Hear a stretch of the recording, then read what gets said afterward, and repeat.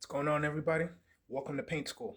Today's video, we're going to be talking about paint preparation and all the things that you need to get started. Let's go. All right, don't mind the mess, but I just pulled out all the things you probably need to get started painting. Now, the first thing I want to talk about is that a lot of people don't respect the painter, even other contractors. They think throwing some paint on the wall is very simple. Well, hopefully this video gives you some insight on what a painter goes through to prep walls and surfaces.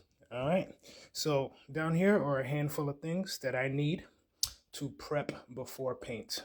First thing we're going to talk about is the sanding block. This is a sander on an extension pole, and that's going to be used to sand down the walls.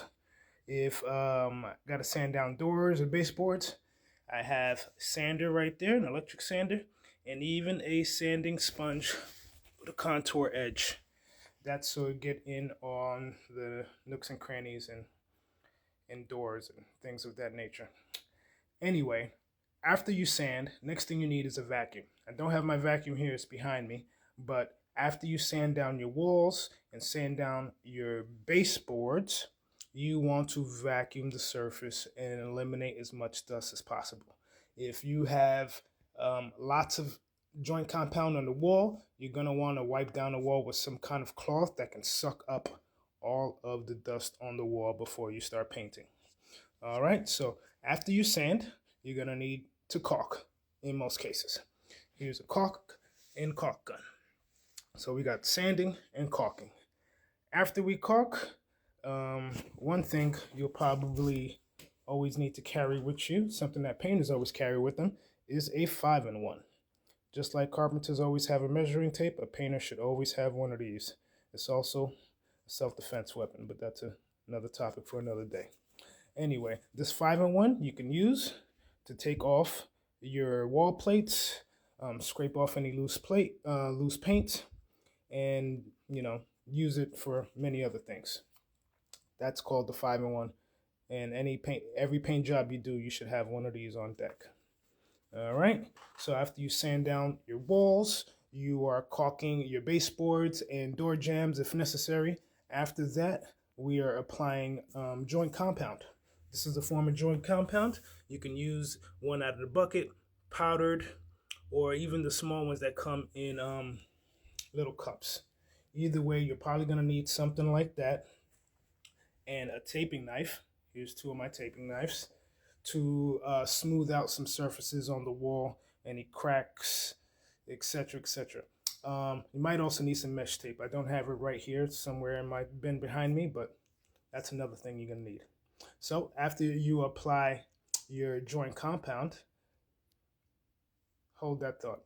You should probably apply your joint compound before you sand your walls. Okay? That way you don't have to sand twice. So you caulk, apply your joint compound, and then you sand your walls, and then you vacuum your walls. Okay? Now after your joint compound and repairs dry, you're gonna have to use some primer. Here are two different primers I have. They're both ProBlock Sherwin-Williams brand. One is an oil base out the aerosol can, and one is a water base. The difference is whenever you have oil stains on the wall or crayon markers or probably some other things that won't get blocked with regular primer, you use the oil-based primer. So in kitchens, ceilings, and other places where there's little oil spurts and spackle, I always use that. So you're most likely going to have both of these on deck. After you prime, you're probably going to have to use some tape and a masker. A masker is a tool that has masking paper and masking tape all together. So you roll it out and it covers whatever you need to be covered. All right. So we got sanding, joint compound, caulk, primer, masker, and after that you'll use your 5-in-1, take off your plates, and after that you should be ready to paint.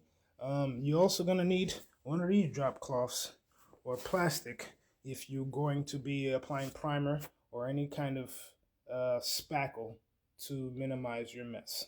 All right, so I hope you found that useful. These are all the tools you need for paint preparation. And like I said to many other people, painting is not for the weak-hearted. Definitely not. There's tons of tools that I use, probably 50 different tools that I use just to complete a paint job. And this is just a handful of them. Hope you found that useful. See you in the next video.